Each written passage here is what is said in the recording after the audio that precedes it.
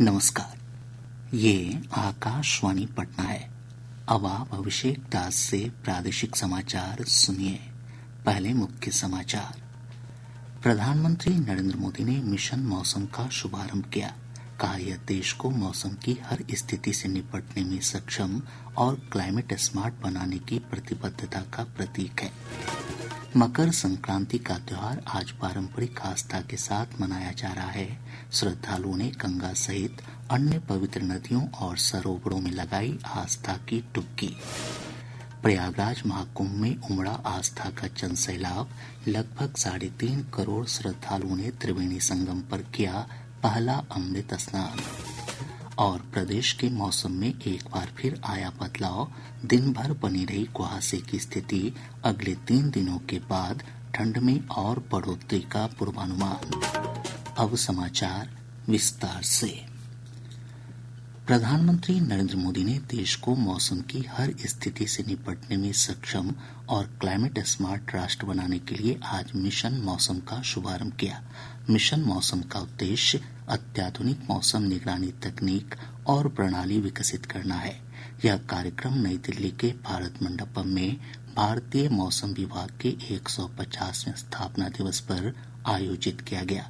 इस अवसर पर प्रधानमंत्री ने कहा कि मिशन मौसम एक टिकाऊ भविष्य और सतत विकास की दिशा में भारत की प्रतिबद्धता का प्रमाण है।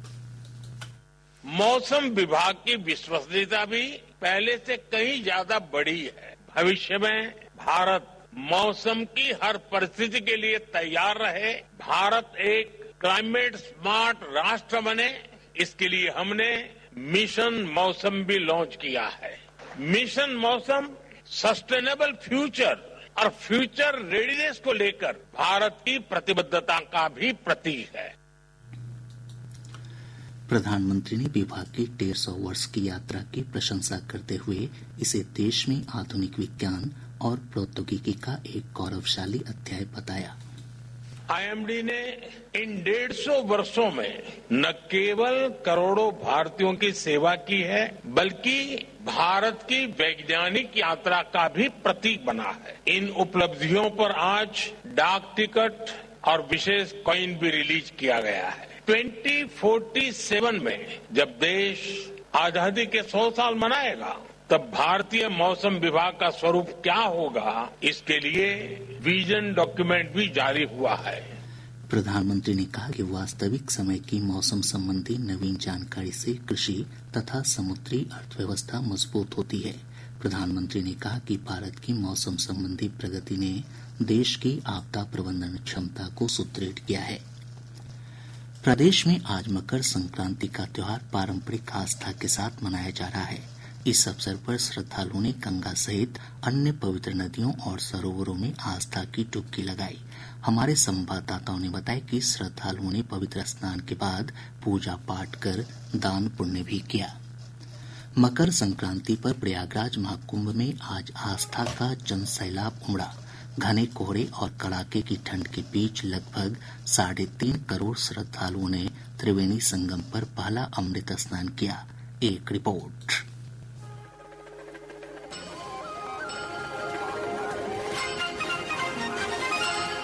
महाकुंभ में भक्ति और अध्यात्म का अद्भुत संगम दिख रहा है। हर हर गंगे के जयघोष के बीच 13 विभिन्न अखाड़ों के साधु संतों ने गंगा, यमुना और सरस्वती के संगम त्रिवेणी के विभिन्न घाटों पर आस्था की डुबकी लगाई। अमृत स्नान के दौरान नागा साधुओं का प्रदर्शन आकर्षण का केंद्र रहा। कभी डमरू बजाते हुए तो कभी भाला और तलवार लहराते हुए इन साधुओं ने अपनी परंपरागत युद्ध कौशल का भी प्रदर्शन किया। त्रिशूल और डमरू के साथ नागा साधुओं के प्रदर्शन ने महाकुंभ को धार्मिक उत्सव के साथ साथ प्रकृति और मनुष्य के मिलन के उत्सव के रूप में भी प्रतिष्ठित किया। महाकुंभ में विदेशी श्रद्धालुओं की सनातन धर्म के प्रति आस्था देखते ही बन रही है। आज मकर संक्रांति के पावन दिवस पर मैं सोच रही थी संगम के जल में डुबकी लगाकर कि मैंने क्या किया मेरे पुराने जन्म में, जिसकी वजह से मेरे को ऐसे पुण्य मिला। Namaskar. Hello, Christina is here. Mera Bharat Mahan. I came from Russia. Came to Kumbh Mela first time in life, and this is a big Kumbh Mela. So we're very excited. It's like, you see the real India, and the true power of India is their people. Nepal, Bhutan, Japan, रूस, Brazil, Poland, Australia, Spain समेत कई देशों के श्रद्धालुओं ने अमृत स्नान किया। प्रशासन की ओर से मेले में श्रद्धालुओं की सुविधा और सुरक्षा के लिए व्यापक प्रबंध किए गए हैं। समाचार कक्ष से मैं रजनीकांत चौधरी। गया के तपोवन में मकर संक्रांति के अवसर पर आज से 3 दिवसीय तपोवन महोत्सव की शुरुआत हुई। महोत्सव का उद्घाटन केंद्रीय मंत्री जीतन राम मांझी ने किया। महोत्सव के दौरान कई सांस्कृतिक कार्यक्रम आयोजित किए जाएंगे। इधर बांका में आज से मंदार महोत्सव शुरू हो गया है। इसका उद्घाटन खेल मंत्री सुरेंद्र मेहता, भवन निर्माण मंत्री जयंत राज कुशवाहा और सांसद गिरिधारी यादव ने संयुक्त रूप से किया।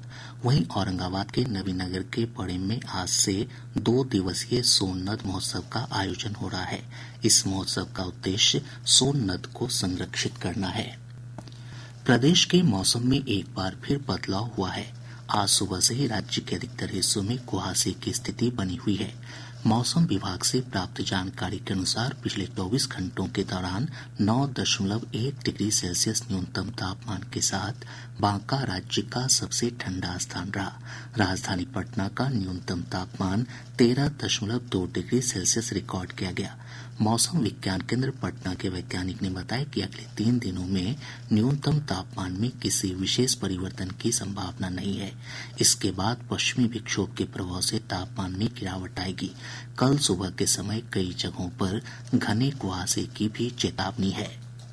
मौसम के पूर्वानुमान के अनुसार 24 घंटों के दौरान राज्य के उत्तर पश्चिमी, उत्तर मध्य तथा दक्षिण पश्चिमी के 1 या 2 स्थानों पर घने कोहरे छाए रहने की संभावना है, जबकि राज्य के शेष भागों में हल्के से मध्यम स्तर का कोहरा सुबह के समय छाए रहने की संभावना है। अगले 3 दिनों के दौरान राज्य के न्यूनतम तापमान में कोई विशेष परिवर्तन होने की संभावना नहीं है। उसके बाद पश्चिमी विक्षोभ के कारण न्यूनतम तापमान में थोड़ी गिरावट होने की संभावना है।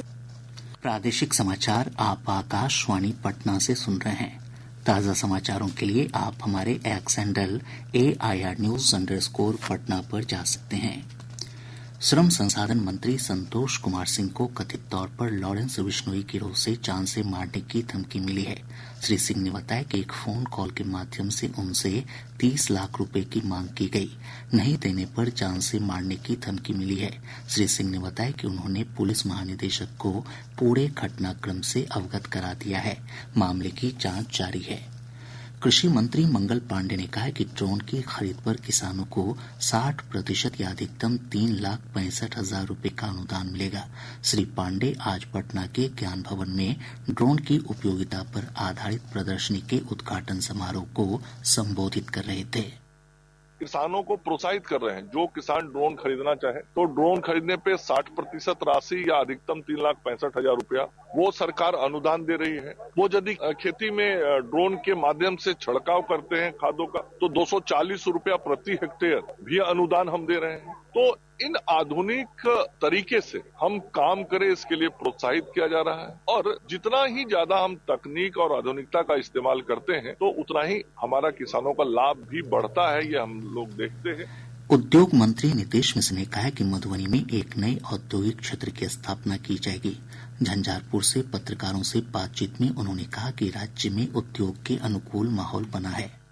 स्थापना उद्योग विभाग के माध्यम से किया जाएगा, जो पूरे इस जिले के औद्योगिक वातावरण, जो बिहार में बढ़ रहा निवेश है, जो एक बहुत बड़ा माहौल बनता जा रहा है। 1,81,000 के निवेश के प्रस्ताव बिहार को प्राप्त हुए हैं, जो बिहार इन्वेस्टर्स मीट में। तो एक नए वातावरण में मधुबनी में इतना एक नए औद्योगिक क्षेत्र का बनना अपने आप में जिला के लिए बहुत बड़ी उपलब्धि है। और कुछ दिन पूर्व भी सीतामढ़ी में और वैशाली में भी नए औद्योगिक क्षेत्र की स्थापना के लिए राज्य मंत्री परिषद से राशि भी स्वीकृति हुई है, जो भूअर्जन के लिए हम लोग राशि रिलीज करेंगे। आज सशस्त्र बल पूर्व सैनिक दिवस है।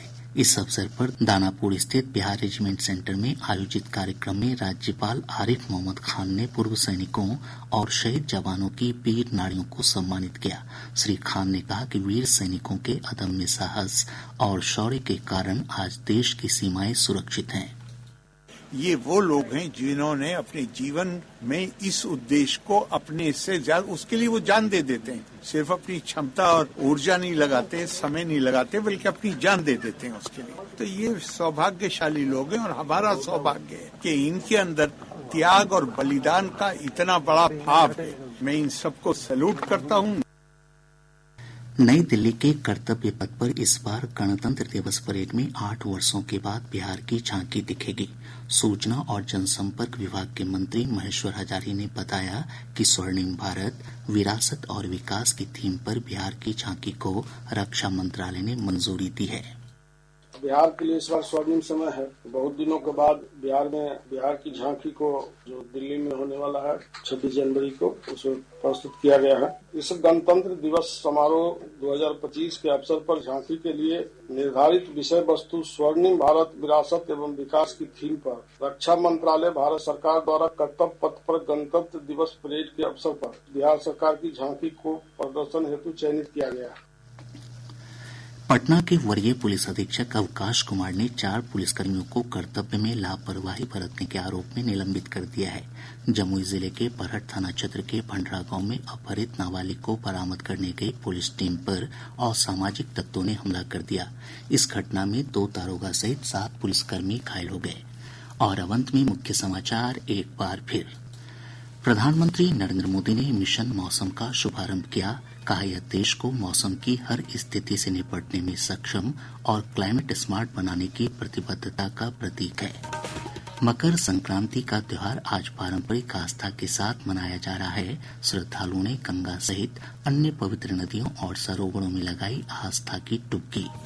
प्रयागराज महाकुंभ में उमड़ा आस्था का जनसैलाब।